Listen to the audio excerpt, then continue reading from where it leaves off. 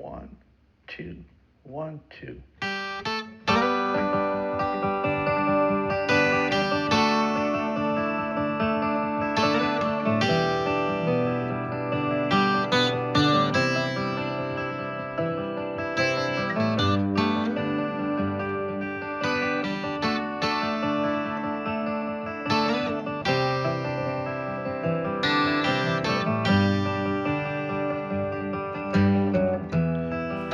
Dan Grider, probable cause, April 21, 2024.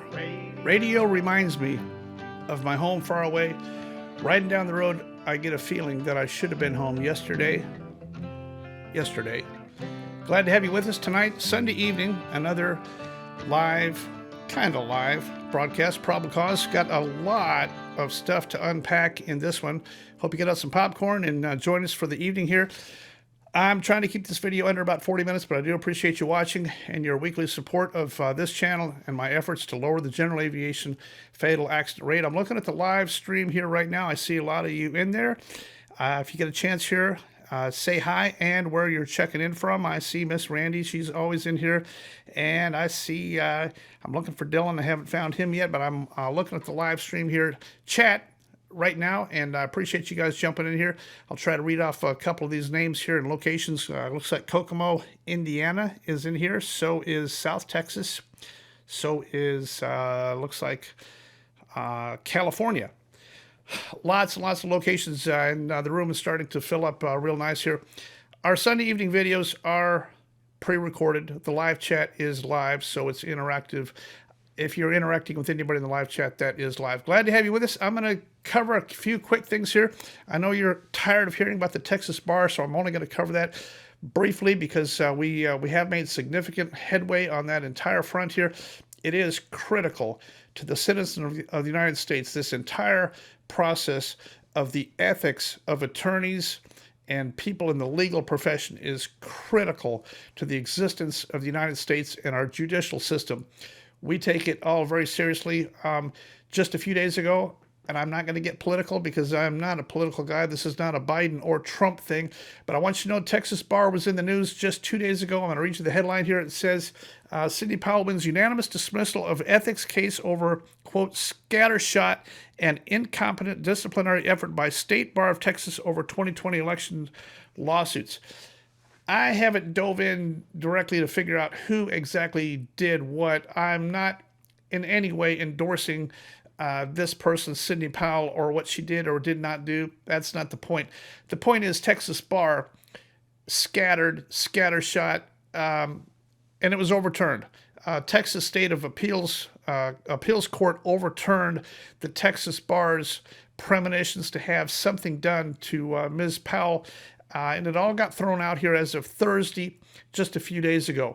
I'm gonna read a letter, from the last week thing that we concluded here. As a result of that, I did send a certified letter to the Texas bar after this to clarify this. I'm going to put it on the screen. I'm going to read it real quick, just the key points. If you want to read the letter in its entirety, you can go back and freeze frame and do that. But here's basically what it said. This will be a certified letter.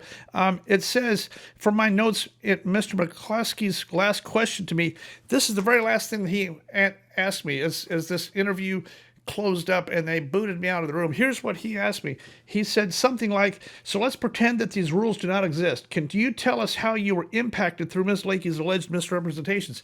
He says, let's pretend that the rules don't exist. Well, what does that mean? You're here because the rules do exist, and you want to tell me that you want me to answer the question on the basis of that the rules don't exist? So I put this in writing and I sent it to him. My answer was, no, I cannot, meaning I answered your question, can you tell us? When he framed the question based on an impossible qualifier, i.e., let's pretend our rules do not exist, then there's no way to answer that question. I tried to go on by stating I have one more comment, but I was cut out of the meeting. If I'd been allowed to clarify my answer to the question, I would have been told the panel that, 1, you've based the premise of a question upon an impossible and non-existent qualifier. 2, the judgment was a default judgment obtained through non-standard process service. 3, have I been impacted? Of course I've been impacted. Ms. Lakey's 4 misrepresentations to me that she was in fact an attorney in this matter did cause me to rely upon her statements. She concluded that call by saying, I will just make sure that you receive a copy of our demand letter and the suit that Charles is wanting us to file. Let's listen to that. I will just make sure you receive our demand letter in the suit that Charles is wanting us to file. Thank you. Yeah, Kinsey?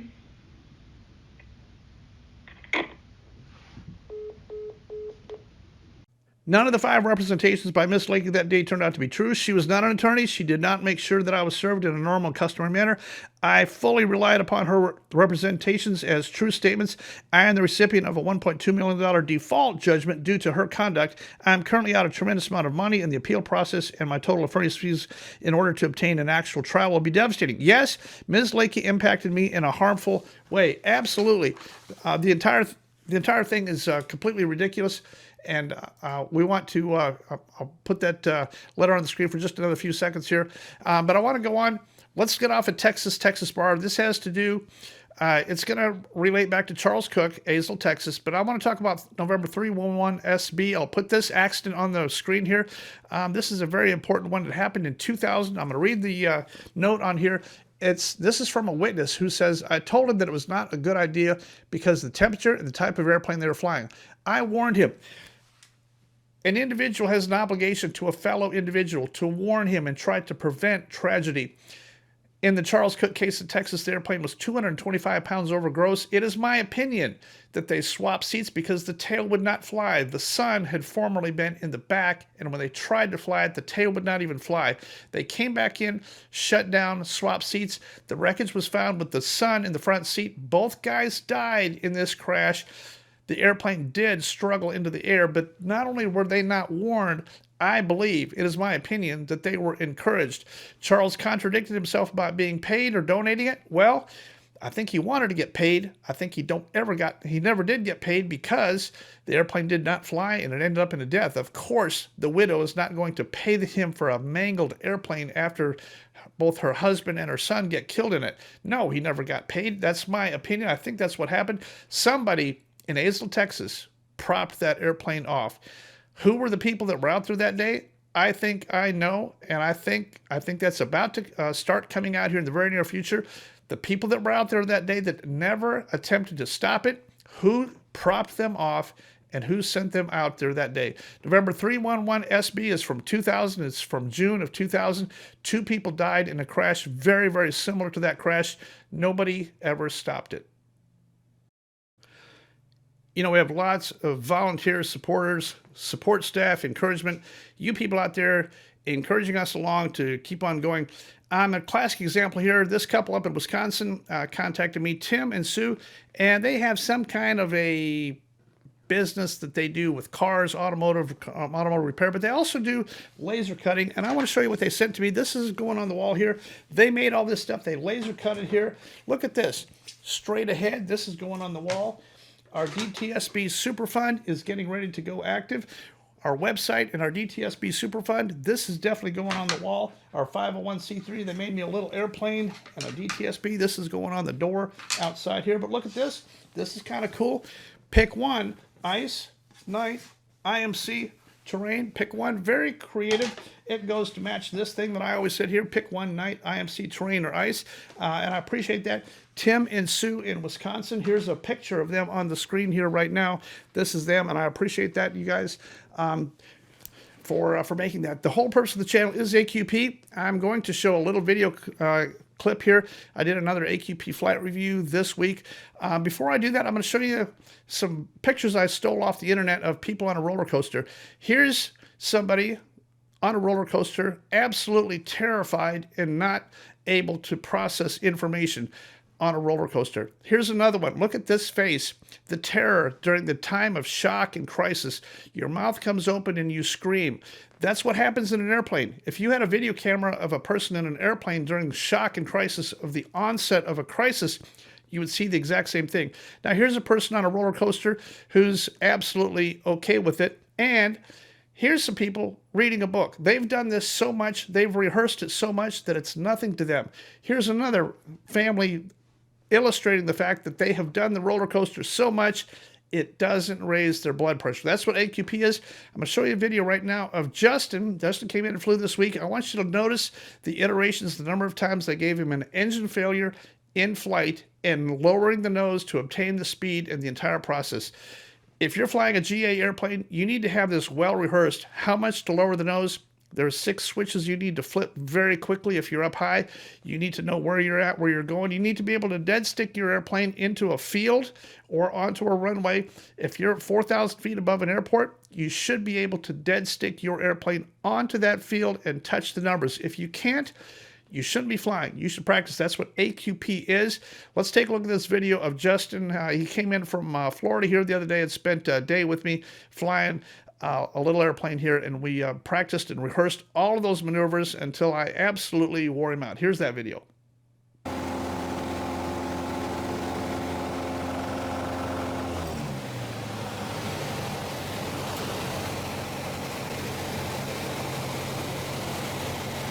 All right, that's good. I'm going to give you your engine back. Climb at DMS.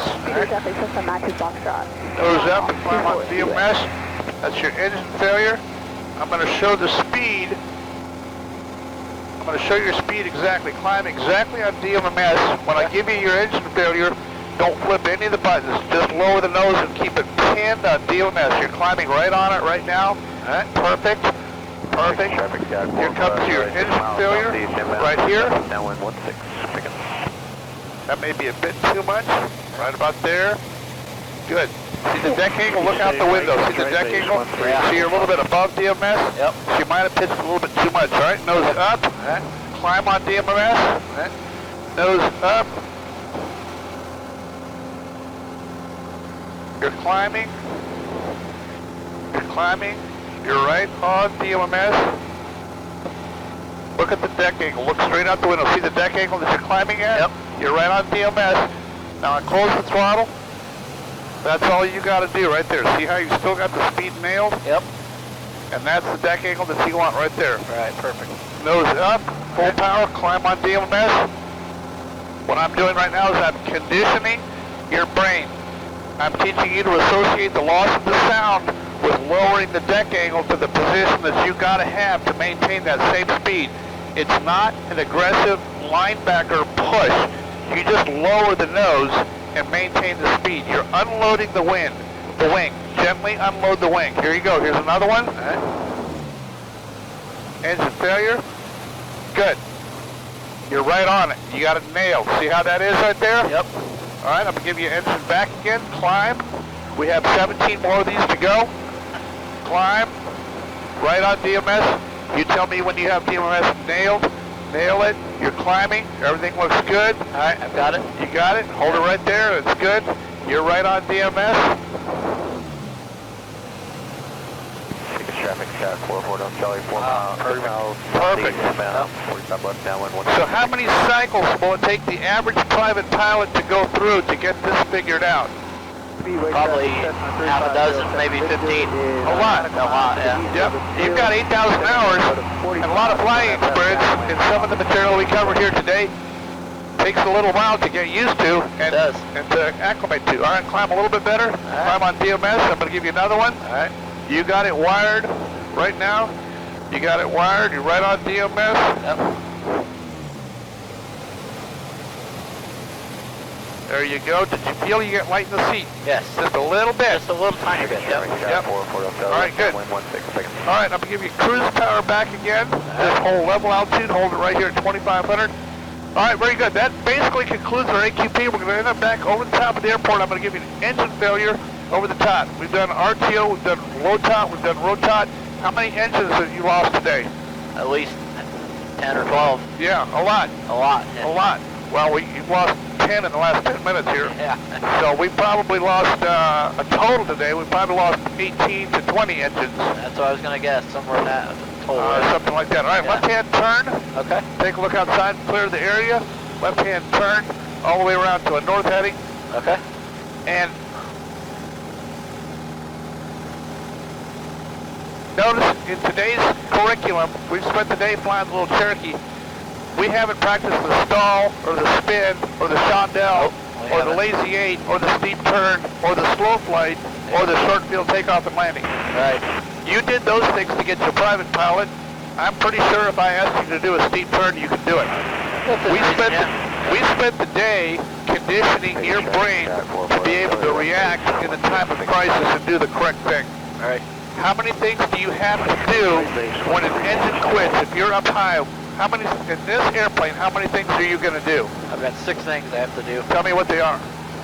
Carb heat, mixture, boost pump, check the primer, check the mags, sidewalk, left, right, fuel selectors. That's it. Yep. How many people in America would be able to do all 6 quickly via muscle memory if they hadn't thought about it before? Probably not very many. Not very many. Yep. How many people would fall below DMMS and stall the airplane looking for a place to go, pulling up if they haven't practiced this? I would say most everybody would. Most not all of everybody. them. Yep. So that's the whole purpose of AQP training. I put you through this stuff. I beat you up and beat you up and beat you up all day long, so that if this actually happens to you in real life for real, you've already been through it so many times, you know exactly what to do. No doubt, you know exactly what to do. Yep.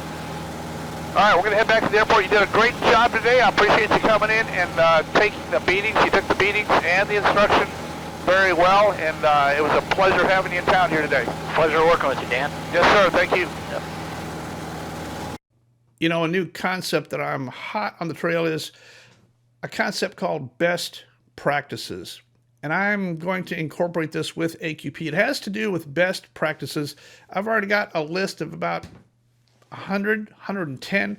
A best practice is A, something I always do, or B, something I never do. An example is I never fly at night. Well, that's a practice. That's my practice. Single engine, my practice is I don't ever do night single engine. Okay, that's one I've adopted. You can adopt your own best practices. Here's another one that I do, and I'm going to illustrate it. Before I go fly, I always take a lap around the airplane. I like to be the last one to board. I always take a lap around the airplane. Here's my lap around the airplane.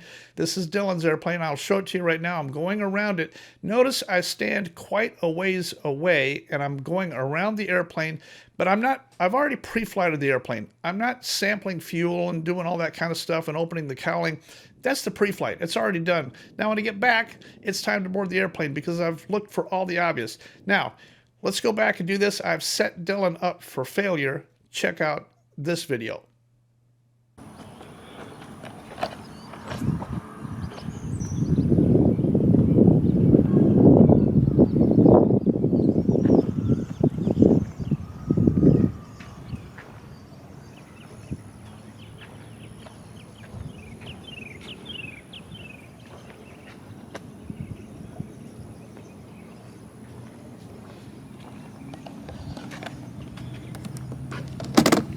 Who did this pre-flight? So obviously the tow bar was placed by me just to show what it looks like. If you do the pre-flight and your final walk around and the tow bar is still on or a pitot cover is still on, I can tell you there was a time last week where I went to fly the DC-3 and I pre-flighted it with people watching. I went to board, but I did my procedure, my best practice. I walked around the DC-3 counterclockwise one more time before I boarded, and guess what? The pitot covers were still on. It's because I had forgot them in the process of talking during the pre-flight. One more lap around the airplane saved the bacon for me because as I walked around the airplane, it's obvious those pitot covers were on. Best practices. I want you to tell me either in the chat right now or in the comments, what are some of your best practices? A, things you always do, or B, things you never do. I'm compiling a list. I'm going to compile a best practices list. I'm going to start shooting video of some best practices for general aviation, things that'll save your bacon, some really good ideas to always do, or some really good things to never do. Speaking of best ideas, here's another best idea. You know, I always pre-flight the airplane, tell people to pre-flight the airplane with the key on the dash, which is fine. But let's take a look at this. Right now, the key is off, and look what position this ignition is in here. When you put this key right here, the key can actually come out. This is off. The key comes out. This is right. The key comes out. This is left. The key comes out. This is both. The key comes out. You can have the ignition on both and the keys on the dash, and you pre-flight the airplane that way. Another thing you could check is always while the engine is running, maybe you have to get done flying, see if you can turn the engine off with the key. Just leave the mixture forward and the throttle at idle. Just go all the way to off and see if you can actually shut it down. That's checking the grounding of the mags to make sure that you're grounded. We've lost a lot of pilots in the last 1 year. Severe injuries, bleed to death on the ramp due to moving a propeller with the key on the dash and the engine fires. It's got just enough fuel to run for 3 seconds, and it's enough to kill somebody, and it has. Lots of those accidents. Another good idea to do, put that key on the dash, but also make sure that your engine is groundable. Make sure before you pre-flight that you are actually in the off position. We're about to look at the April fatal accidents. So far, there's been 6 in the month of April. Several absolute heartbreakers. Wings fall off of an airplane in flight. That's never a good day. Currently, our general aviation fatal accident trend is downward. We've been for 25 years with an average fatal accident rate of 18 per month at least. Currently, as of today, as I sit in this seat, we're at 7.08 for 2024. That's prorated over 366 days. And the total number of general aviation fatals we've had so far in the USA, I keep track of it daily, sometimes hourly. I watch this thing. I'm trying to get this general aviation fatal accident rate to go down. We will see a whole bunch of improvement in rates, insurance, ease of flying, ease of regulation, and lives saved when we can lower the general aviation fatal accident rate. Everything spools around this accident rate. Fatal accidents are crazy expensive in terms of airplane, hull loss, insurance premiums, lawsuits, burial costs, loss of family, the whole thing. It's a horrible situation.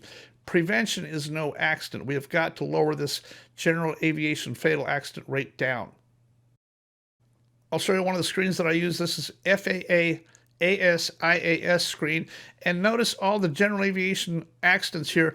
They're moving up. We're still having the same amount of accidents and incidents. We're just lowering them down, the number of fatals. So currently, in this snapshot off of FAA's website, we have over 100 accidents and incidents. However, only 4 of them fatal. So in the last time frame that this snapshot is showing, that's a 4% fatal accident rate. It used to be as high as 16 to 18% of all incidents were fatal. In this snapshot, we are currently running 4 or 5%. That means that we're taking incidences. The incidences are still occurring. We're just handling them better, and they're floating from an incident only. They're floating up out of the fatal range up into the incident only range. Here's a classic example from Texas the other day. This Cherokee 6 made an off-field landing, wheels up in a field, opened the door, stepped out, and called his wife. He's all good. I'm not sure what caused the engine failure, but then again, I don't really care either. He made a nice off-field landing in a field. Everything's good. And here's a picture of the airplane. I don't have any more story on it yet, but congratulations to that guy.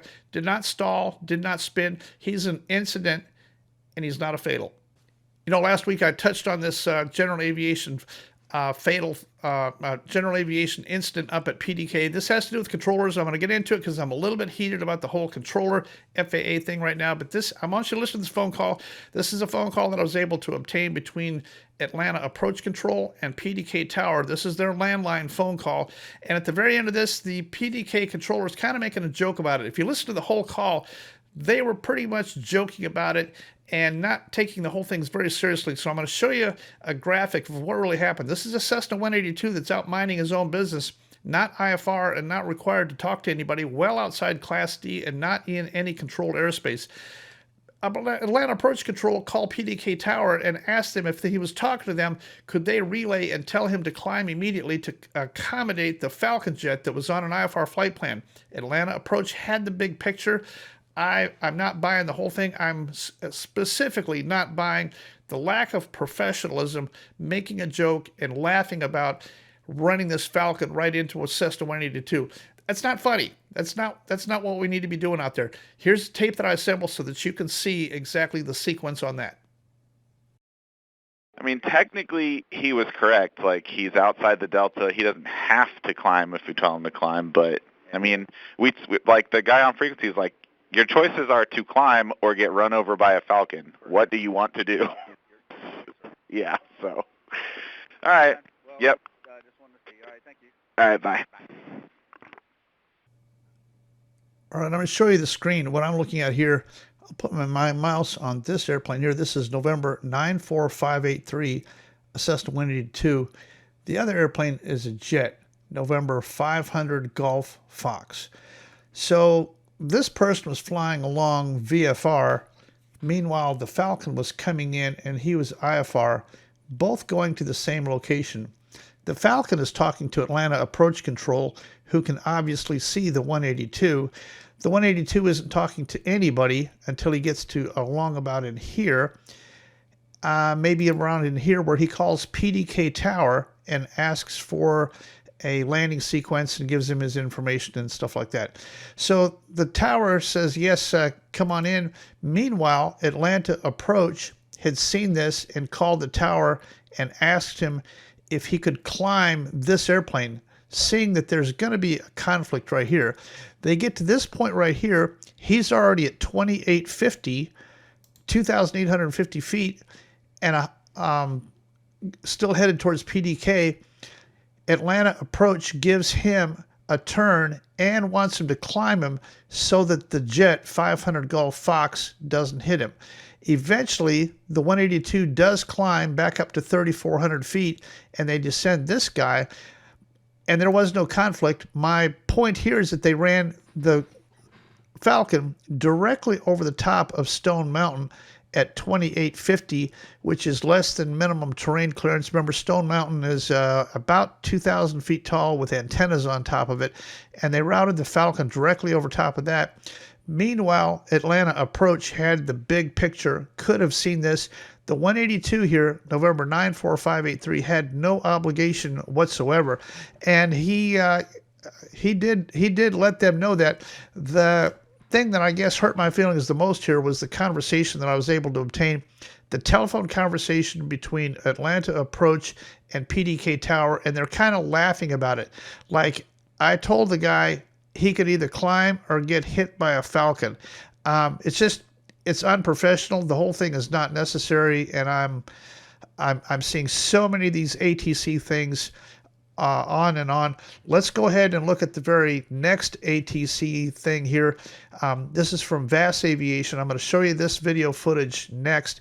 2 incidents in the last 7 days concerning aircraft. The first one I want to show you is from VAS Aviation. This happened at New York just a few days ago. Let's look at this ATC screw up. Got 17 kilo heavy, I'm sorry, Swiss 17 kilo heavy, 24 left line point. 24 left, line number 2 8, 17 kilo heavy.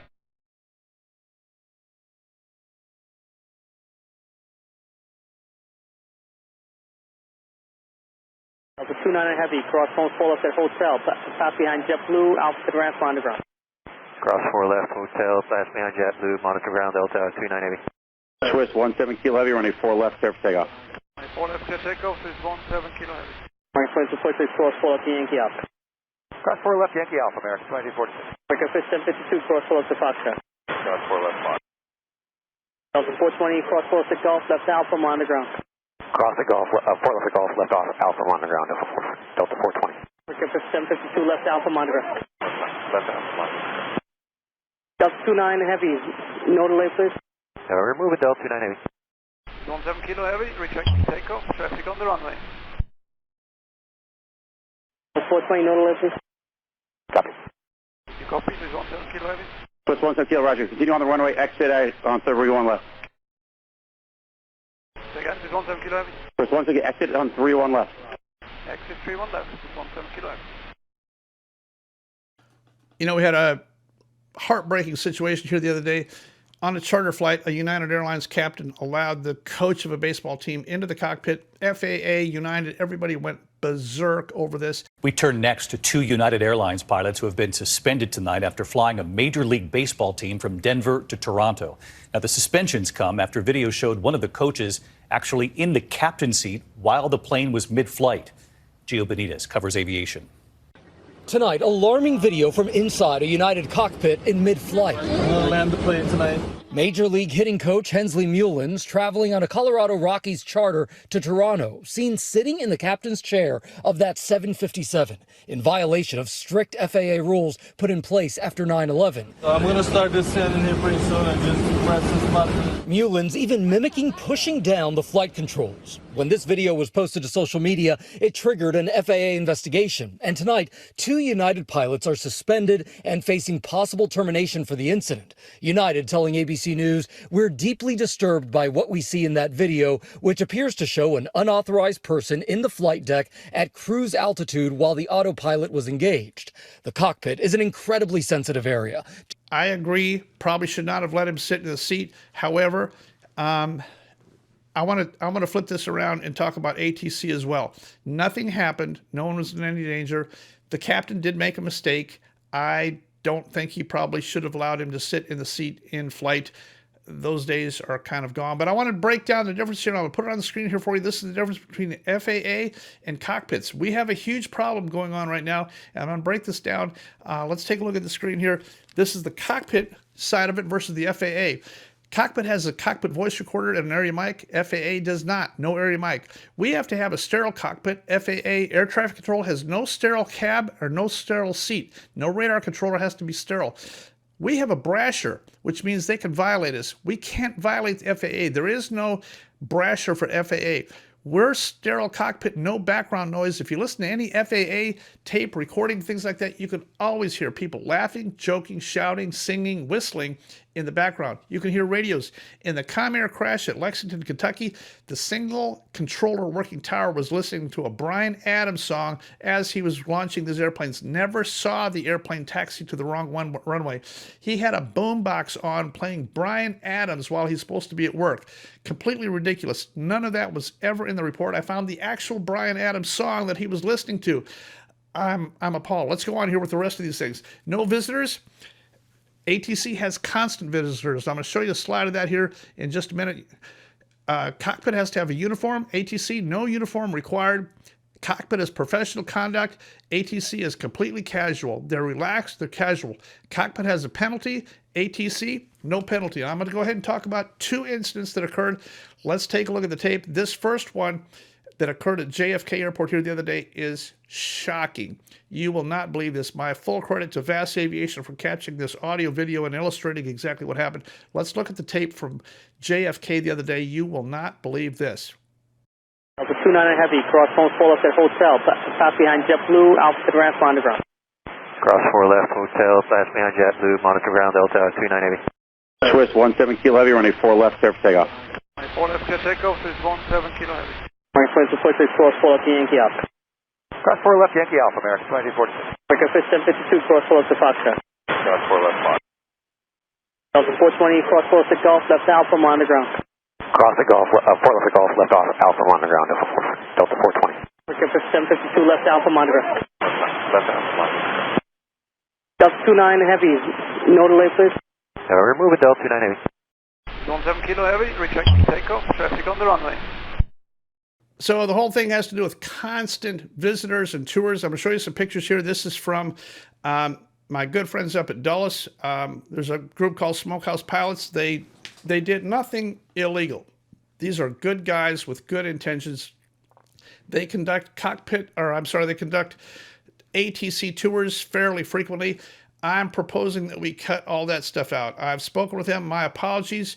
This is not a personal thing. This is an FAA thing. We are in a crisis right now. I don't think tours, look at the number of people on a cell phone taking pictures and video inside the tower cab.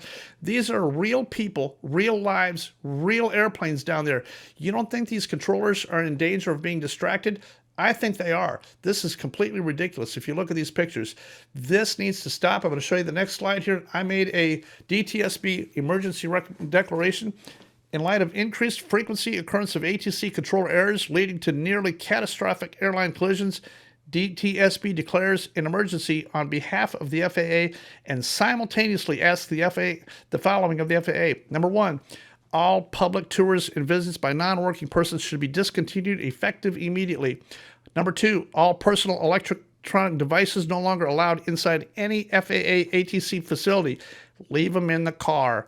All ATC positions should assume a sterile, quiet working environment free from unrelated distractions. 4. All non-work related conversations among controllers inside any ATC facility are prohibited.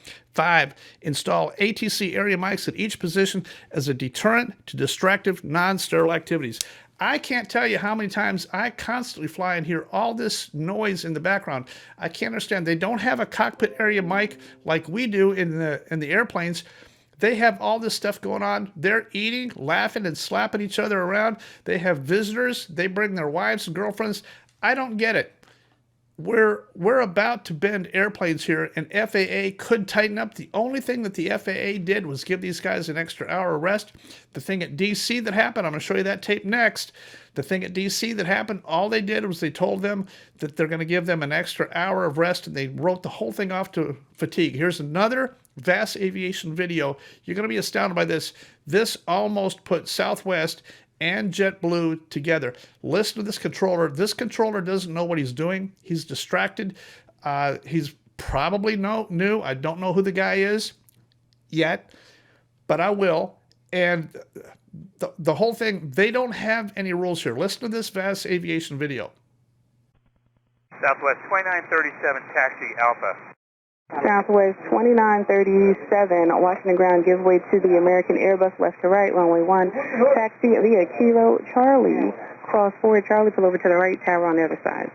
All right, after American, going to 1, Kilo Charlie, cleared cross forward, let's stay to the right, Southwest 2937.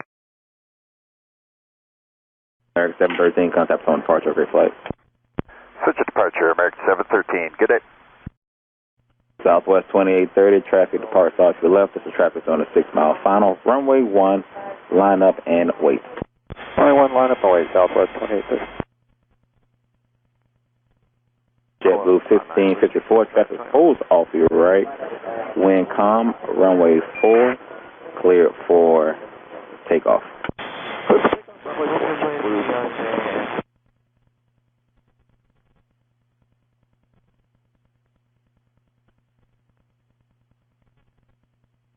Blue Street 5226, left turn at November behind the Embraer, ground point 7. Left turn November behind the Embraer, ground point 7, Blue Street 5226. Stop. Southwest 2937, stop. We stopped, we were cleared to cross runway 4. And we stopped JetBlue 1554. If that doesn't make your blood boil, this is actual flying public. This is going to be another Tenerife. We're about to put two airplanes together. Mr. Mike at FAA, I hope you're listening. You could put the kibosh on all this garbage right now. It's distractions in your own ATC facilities that are a huge factor. You need to cut this out. These electronic devices, this extraneous stuff that's going on, it's constant, it's rampant. I'm going to start pulling tapes in flight and playing tapes in flight of what I'm hearing that's going on in the controlling facilities in the background. It's amazing, and we should not be doing it. No more tours. We don't need to go visit your facility. You guys are working. You do your job. Stay professional. Wear a professional uniform. Go to work. Get your rest. Control airplanes professionally. Keep airplanes from running into each other. That's all we ask. So here's the April date. I'm going to put it up here on the screen. We've already talked about this a little bit before, but the only one that we've added here is the recent one, the 451 Mike Alpha. This airplane was actually going into Siloam Springs, my old hometown there, in-flight breakup. Wade Bates, age 57. We already talked about the one previous to that, the AC-95. That's the Turbo Commander, icing DMMS. I can tell you on the Turbo Commander, you don't want to let that thing get slow, especially with ice. It's got a maneuvering speed, wings level of at least 110. Don't let that thing get slow. And he did. He got, I believe he was carrying ice. I believe he let it get slow. It definitely stall spun. He was the only one aboard. Very, very, very low time. Beginner multi-engine private pilot with no simulator training, no professional training. I think he got a checkout. Was he legal? Yes, he was completely legal, and that's the farce. I can't believe you can jump in a Dash 10 turboprop like that and let the kid go fly the thing, but that's the way that we've got it. We have to self-regulate and self-guide, and don't go do things like that, because that's exactly what's going to happen. In-flight breakups, I'm going to show you the graphic I made for this thing. I've determined a probable cause here and a recommendation. This is for the most recent one here. The DTSB determines the probable cause of the fatal GA aircraft accident on April 16, 2024, November 451 Mike Alpha to be the failure of pilot Wade Bates to avoid severe en route convective activity as clearly displayed on cockpit displays. 2. The failure of pilot Wade Bates to slow aircraft to below VA, which is maneuvering speed, hold a heading, disregard altitude excursions. The possible decision to turn around once fully involved may have caused additional structural loads. A portion of the tail failed first, causing both wings to eventually separate in flight. The DTSB recommends pilots exercise extreme caution and avoid IMC flight in areas of possible convective activity. Put it on the ground, go around it. I don't fly when there's convective activity. My rule is, my policy, my best practice is I don't go in there. If it's IMC, I can stay in the clear and go around it. If I have to go into a cloud and I know there's convective activity, I don't go in there. Once you go in, you got no idea what you're going to get. How bad is it? We don't know. Stay in the clear area. We can't get Mr. Wade back again. What a loss for his family. What a loss for his friends. A terrible, terrible accident. All we can do is learn from this. Mr. Wade came out of the sky with no wings on his Piper. None. I talked to the guy out there that watched that airplane come down. No wings. It's a horrible way to die. Don't go in that convective activity. We're losing about 6 airplanes per year pulling the wings off in flight. It's terrible. They're all related to convective activity in some way. The one near Knoxville was not necessarily convective activity. However, it was severe turbulence and, again, a failure to slow below VA and ride it out. Don't worry about your altitude or your altitude bust. You can take care of that later. You're in for a ride. Hold it steady, slow down, and just take the altitude excursions. Take it on the chin, hold your heading, slow it down, and just ride it out. Don't try to turn around. If you're going through hell, keep on going. Keep on going. You might get through before the devil even knows you're there. It's a country song. If you're going through convective and you're already into it and getting that kind of ride, don't try to turn around. Just hold your heading. You're probably going to get into a lesser area very quickly. But use your onboard stuff to avoid getting into that in the first place. Yes, I'm kind of fired up about that. That's 2 in-flight structural failures in the last 7 days. Completely senseless, complete loss. If you can see a picture of this guy, I'll put him on the screen here. This is the guy that lost his life here, and he did not deserve to die. His name was James Scarlett, 36 years old. A horrible loss for that community up there in Michigan where he was from, and there's just no need for this. I'm going to put my schedule up on the screen here just briefly here. It's kind of jam-packed. I'm doing a tremendous amount of travel. All kinds of stuff going on. I'm on the road constantly doing all this kind of stuff, but I'll read them to you here real quick here. This is May 3, up at noon. This is up in Baltimore. I'll show you the website of the school. This is a noon AQP function up there, and the public is invited. May 8th, this is up at Battleground in Portland area. The place here is called Parkside. May 9th, I'll be at the Aurora Columbia Aviation Association dinner. I'm the speaker there at the dinner. I'll be there during the day to help some people fly a little bit on something. I'm not sure what. That evening's the dinner. $20 goes to Columbia Aviation Association, and you can get a dinner reservation. I'd love to see you there that evening. It's open to the public. You just got to reserve your tickets. The next day on Friday, I'll be giving some AQP flight reviews or flying with some people that they want me to fly with out there. And then that Friday night, I'll be at Victor 23, the little Victor 23 pub thing in Vancouver. I'll be there from 7 to 9 p.m. that evening, 7 to 9, Victor 23, and that is on May 10. May 17 and 18 is Moontown in Huntsville, Alabama. I've been over there before. This is 17th and 18th. We'll take the DC-3 over there the 17th, stay overnight, come back the 18th. It's an 1,800-foot grass strip. I intend to take the DC-3 over there. If you'd like to go on that trip, I'm looking for people who want to fly it and share the cost on going over there. You have to rent the airplane, but you will get some left side. Somebody will get to fly it in there. somebody will get to fly it out of there. If you're interested in doing that, send me an email and I'll talk to you about that. But it's about an hour flight over and an hour flight to get back. I'd like to invite some people to go along on that flight. I can't take a lot because we're going to be a little bit weight limited to get in and out and not buy any fuel over there because I don't think they have any fuel on the ground.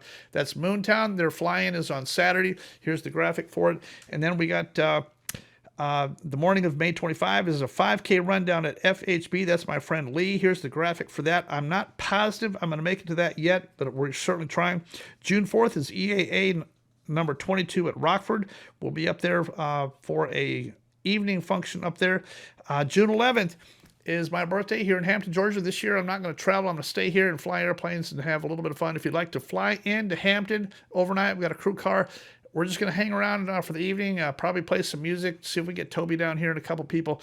June 11th is my birthday. I'd like to have you come in and visit with us. Dinner's on me if you'd like to come in and visit. Glad to have you on June 11th, and we'll make a big deal about it, and I'll probably play the trombone, maybe even the banjo, who knows. And then let's take a look at June 15th is an evening function up at MZZ. This is in Indiana.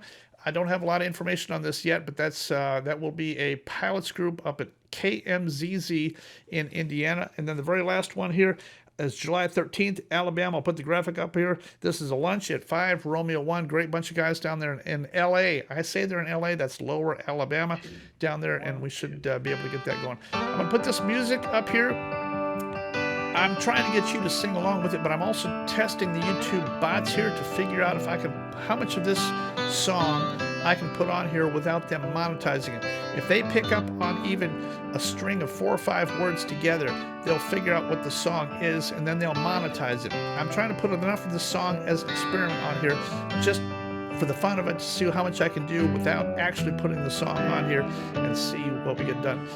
I appreciate your support for this channel. If you have a chance to slide me $1 or $2 for my efforts here, all these videos take a tremendous amount of work to compile all this stuff, get all this stuff together every week and produce this Sunday night video. I'm still looking at the live chat here. I see a tremendous amount of people, and I appreciate you checking in, telling me where you're calling from and checking in from.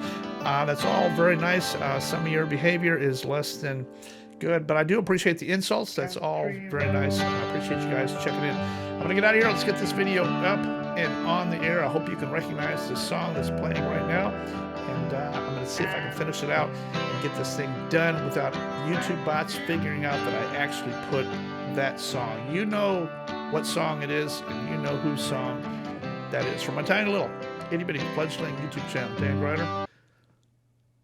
I totally forgot. I have to include this section. The final NTSB report just came out on the Caravan crash from Burley, Idaho, November 928, Juliet Popple. This is my friend, Jim Bob Infinger, the loss of his daughter, Brittany. This is a story that I covered extensively when it happened 2 years ago. It's been more than 2 years since the accident. The NTSB final just came out. Here's a picture of the airplane on the screen here. This is where it ended up. It hit a potato plant cooling tower. The thing is that the potato plant and the cooling tower was not supposed to be there. It was directly in line. The FAA published an IFR approach, which she shot in a Cessna Caravan, and this structure was not supposed to be here. I'm going to read this from you. This is a letter issued to the Gem State Processing, that's the potato plant, from the FAA, and it says the structure is presumed to be a hazard to air navigation. They told them this had gone back and forth so many times. Gem State had 2 problems. Their cooling structure stacks had to be high enough to meet EPA requirements. They had to be low enough to meet FAA requirements. Meanwhile, their potato plant was located exactly, I mean exactly, on the center line extension of the runway that Brittany was trying to land on. Brittany didn't die because she was a bad pilot. She died because she was a good pilot. She had localizer glide slope wired, even though there was no localizer. This was a GPS approach with vertical guidance.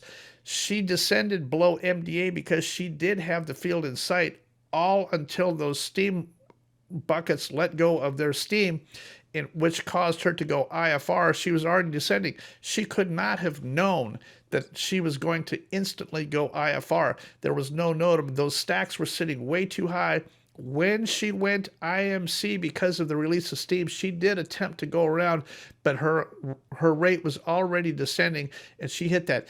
I'm going to show you another screen here that I've got here. This is all off the NTSB report that just came out here.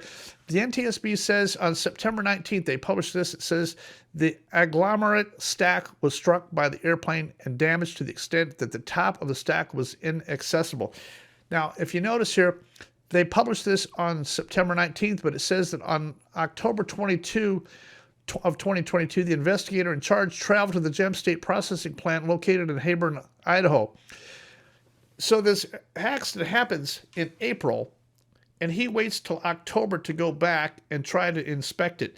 Now, when he goes back to inspect it, he can't find the top of this stack here and can't make any measurements. The truth is that they never painted this. The lights were incorrect, and this entire thing, they were not in compliance in any way.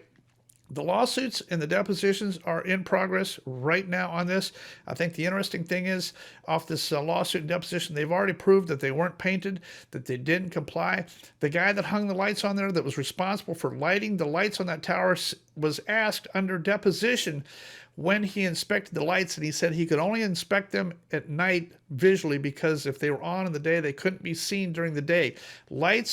The red lights were not visible during the day, and he said that under deposition. There's no way to inspect the lights from the ground because they can't be seen during the day. Now, the NTSB did me a favor here, and they included this little section here, and I'm going to go into this in great detail in the near future, but I'm going to read it to you here. That says, this is in the NTSB report, the agglomerate stack was equipped with an aircraft warning light. However, the light was stolen before it could be examined by the NTSB.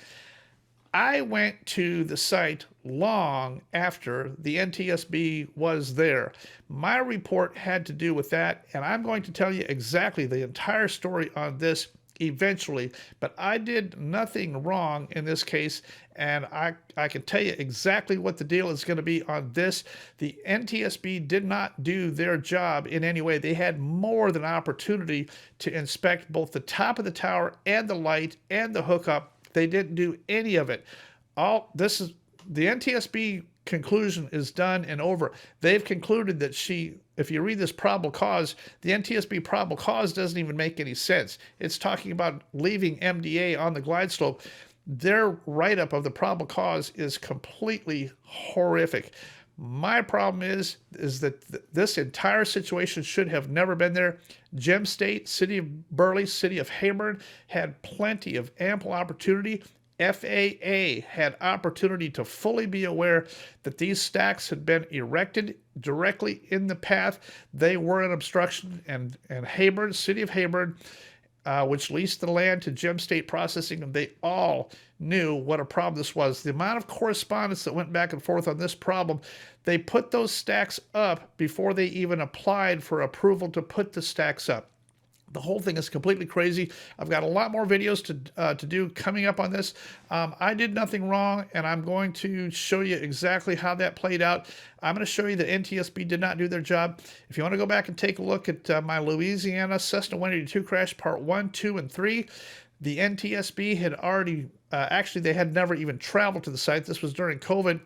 I went to the site of that crash in Louisiana a month afterwards, and I found the carburetor throttle body that was laying out there on the ground on the top of the service at the crash site, still laying there fully exposed with a ton of airplane pieces still scattered everywhere. NTSB had not done a thorough job, and then they had the gall to call me up and ask that I give it back to them, as if they ever had it in the first place. They left it laying out there, never looked at it, never knew what it was, never did anything. And then they had the gall to call me and ask me if I would give it to them because I took it from the property. It was public property, and they left it laying. It's souvenir hunting time. There's nothing they can do. I want you to listen to this call right here. Here's just a snippet. This is NTSB calling Dan.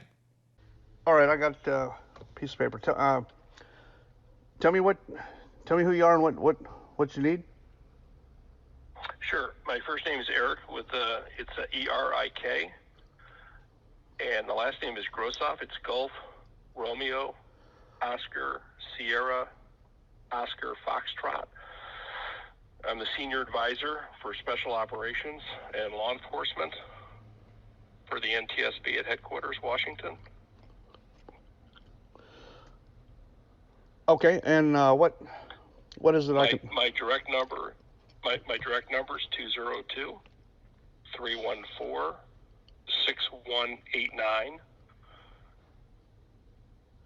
Okay, and Eric, tell me what it is I can do for you. Sure. I understand there's a video. I've seen it with regards to an accident that occurred back in February, too fatal down in Louisiana. Right. And what we're trying to do is get the parts back that you have. So as you can tell, I'm pretty worked up over the Cessna 208 crash. My heartfelt condolences still to the Infinger family and the next family that's gonna die on this approach in Hayburn, Oregon. This approach is still there. It's still as dangerous. They haven't changed a thing. The entire thing is still absolutely as dangerous as it was the day that Brittany hit it. Nothing has changed. The whole thing is completely obscene. And I'm going to continue to report on all of this as it goes. I think we're about to see a huge victory for the Infinger family on this, and I intend to absolutely support the Infinger family in what really happened out there in Hayburn, Idaho. All right, now I am going to get out of here and get this video up and on the air this time. Sorry, I totally forgot about this segment. I had to include it for my tiny little itty-bitty fledgling YouTube channel. Dan Grider, Probable Cause. Country road.